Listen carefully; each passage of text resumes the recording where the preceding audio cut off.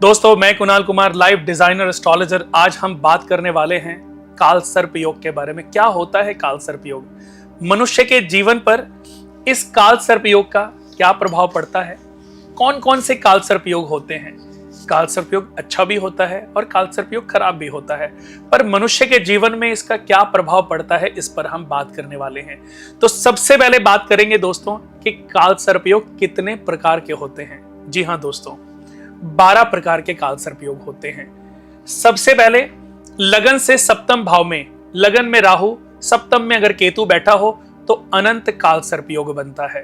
कुलिक काल सर्प योग, द्वितीय भाव में राहु और 8th हाउस में केतु, तो इससे बनने वाला काल सर्प योग कुलिक काल सर्प योग होता है। तीसरे नंबर की बात करेंगे, वासुकी काल सर्प योग। तीसरे और 9th हाउस में बनने वाले काल सर्प योग को वासुकी काल सर्प योग कहा गया है। शंखपाल काल सर्प योग, 4th हाउस और 10th हाउस में बनने वाले काल सर्प योग को शंखपाल काल सर्प योग कहा गया है।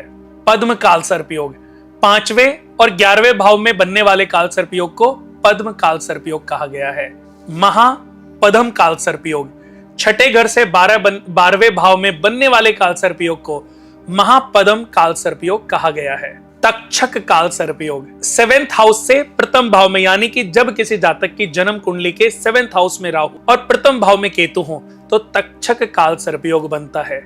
ये मैरिज लाइफ को डिस्ट्रॉय कर देता है, भागीदारी को डिस्ट्रॉय कर देता है और व्यक्ति को डिप्रेशन देता है।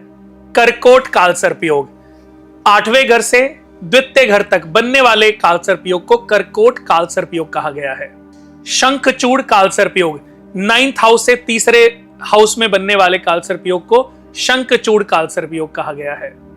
घातक काल सर्प योग, 10वें घर से 4th हाउस तक बनने वाले काल सर्प योग को घातक काल सर्प योग कहा गया है। 11वें घर से 5वें घर तक बनने वाले काल सर्प योग को विषधर काल सर्प योग कहा गया है और 12वें घर से 6ठे घर तक बनने वाले काल सर्प योग को शेषनाग काल सर्प योग कहा गया है। तो काल सर्प योग के ये करीबन 12 प्रकार होते हैं। दोस्तों, जिस भी जातक की जन्म कुंडली में, पहले तो आपको यह समझना पड़ेगा कि काल सर्प योग बहुत लोगों के लिए तो प्रभावी होता है, पर बहुत लोगों की कुंडली में बनता तो है पर यह प्रभावी नहीं होता। इसका जीता जागता उदाहरण है सचिन तेंदुलकर, मास्टर ब्लास्टर, जिसको क्रिकेट की दुनिया में बहुत लोग भगवान भी मानते हैं।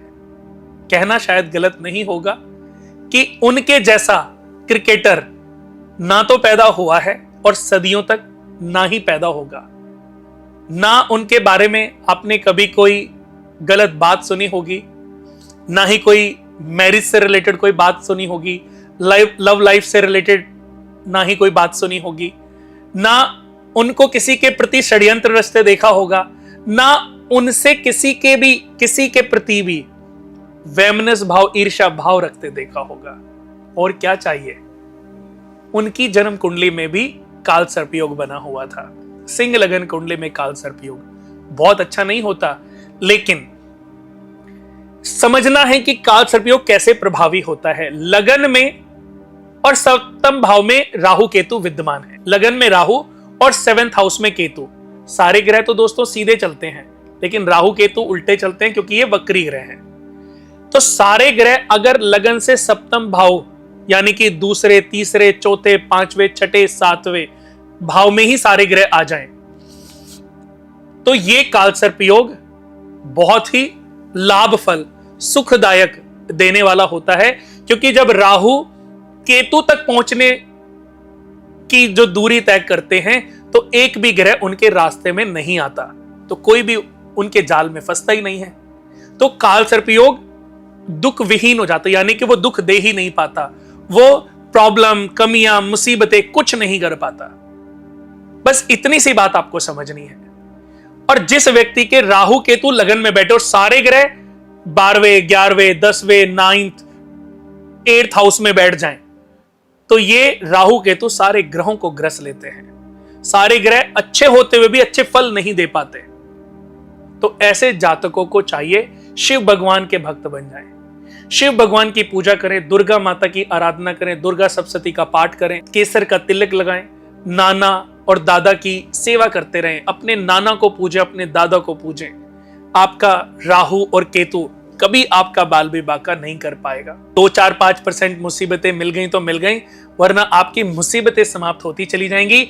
ऐसा व्यक्ति अपने नाना और अपने दादा, अपनी नानी और अपनी दादी, इनकी टेक केयर करते रहे, इनसे प्यार करें, इनसे विनम्रता से पेश आए, निस्वार्थ भाव से उनसे गले मिला करें, उनके साथ बैठ के कभी कभी महीने में 2-4-5 बार खाना खाया करें, उनको कभी कभी कुछ गिफ्ट ले जाके दे, उनको कभी कभी कुछ घुमा करके आए। दादा नहीं है इस दुनिया में तो दादा के नाम पे अमावस्या के दिन में कुछ चैरिटी कर दें, कुछ दान कर दें। आपका राहु कभी कुछ नुकसान नहीं करेगा, आपका केतु कभी कुछ नुकसान नहीं करेगा। तो काल सर्प योग होते हुए भी उसके प्रकोपों से ये बचने का अद्भुत तरीका है कि आप शिव भगवान के और मां शक्ति के भक्त हो जाएं। जो भी दुनिया में काल सर्प योग से पीड़ित है और वो शिव भगवान का भक्त है, मां शक्ति का भक्त है, दुर्गा मां की उपासना करता है, दुर्गा सप्तशती का पाठ करता है, उसने अपने जीवन में काल सर्प योग का कभी नेगेटिव कोई फल देखा ही नहीं होगा। फिर भी आप त्र्यंबकेश्वर में जाके, उज्जैन महाकालेश्वर में जाकर के, या किसी भी अच्छे ज्योतिर्लिंग, 12 ज्योतिर्लिंग में किसी भी ज्योतिर्लिंग जाकर के अपनी विधिवत पूजा भी करा सकते हैं। लेकिन अब मैं क्योंकि इतने सभी ज्योतिर्लिंग दर्शन करता रहता हूं, अब से बिजनेस बन चुका है। संकल्प कराते हैं, एक साथ बैठे हजारों 50 लोगों की पूजा एक साथ चल रही, वो महत्व नहीं रखती। उससे बेटर है आप ज्योतिर्लिंग भगवान के, शिव भगवान के दर्शन करें, माथा टेकें, और जितने पैसे आप पूजा पे खर्च करने वाले ना, उतने पैसे वहां पे चैरिटी कर दे, गरीबों को कुछ खाना खिला दे, जरूरतमंदों के कुछ काम आ जाए। इसी से ही आपका काल सर्प दोष जो है वो समाप्त हो जाएगा। इसका विधिवत अगर कोई ऐसा पंडित, कोई ऐसा ब्राह्मण निस्वार्थ भाव आपकी पूजा करता है, जिसकी जन्म कुंडली में राहु और केतु पवित्र राशि में बैठे हों, यानी कि राहु 6 नंबर में और केतु 12 नंबर में बैठे हों, ऐसा व्यक्ति जिसकी भी पूजा करे उसको 10 गुना, 50 गुना, 100 गुना फल मिलता है।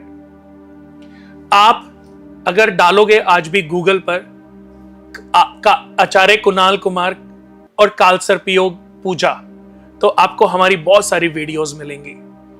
जब मैं इतना बिजी नहीं होता था, बहुत टाइम फ्री होता था मेरे पास, तो दोस्तों 2007 से लेकर के 2011, 10-11 तक मैंने कितने हजारों, लाखों, करोड़ों लोगों की पूजाएं कराई हैं।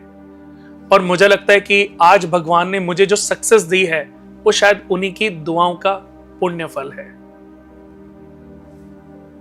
हर अच्छे कर्म का भगवान अच्छा फल जरूर देता है। नेकी कर दरिया में डाल, आप तो नेकी कर दरिया में डालते हो और भूल जाते हो, लेकिन भगवान उसको रिटर्न बैक जरूर देता है। कर भला तो हो भला, सबके भले में ही है अपना भला। मैं तो ऐसे ही सोच रखता हूं दोस्तों। तो आप आज भी डालोगे तो बहुत सारे लोगों की, हजारों, लाखों, करोड़ों लोगों की हमने काल सर्प योग पूजाएं कराई, और निस्वार्थ भाव से। मैंने कभी इस दुनिया में किसी से भी काल सर्प योग पूजा करने का कोई चार्ज नहीं लिया। आप डालोगे तुलसी मानस मंदिर, भारत माता मंदिर पर हम एक हफ्ते का पूरा, महीने में एक 2-2 हफ्ते का पूरा बैच लगाते थे। तब टीवी पे काफी शोज भी आते थे, तो उस समय हम फ्री अपना काल सर्प योग पूजा लोगों की कराया करते थे, सामूहिक, और कोई चार्ज नहीं करते थे। आज वो लोग पता नहीं कहां कहां, किस किस बुलंदियों पर हैं। तो उनके पुण्य फल, उनकी दुआएं हमें भी प्राप्त होती रहती हैं कि आज भगवान हमें भी खूब सक्सेस आप लोगों की दुआओं और आशीर्वाद के रूप में प्रदान कर रहा है।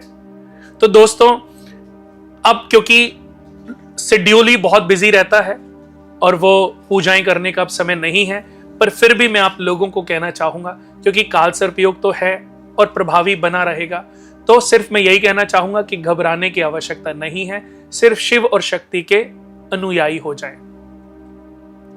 जो रोजमर्रा कुछ करना चाहते हैं तो ओम नमः शिवाय 3 बार इस मंत्र का जाप करके निकलें।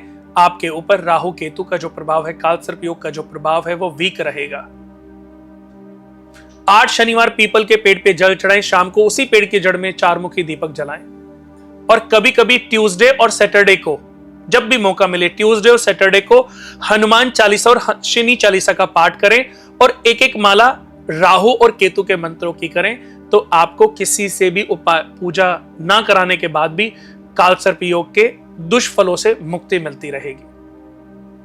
वीडियो अच्छा लगे तो इसको शेयर जरूर करें और चैनल को सब्सक्राइब नहीं किया है तो इसको कर लें, ताकि आपको हर रोज हमारी नई नई वीडियो प्राप्त होती रहें। आज के लिए बस इतना ही। नए टॉपिक के साथ बहुत जल्दी मिलेंगे। नमस्कार।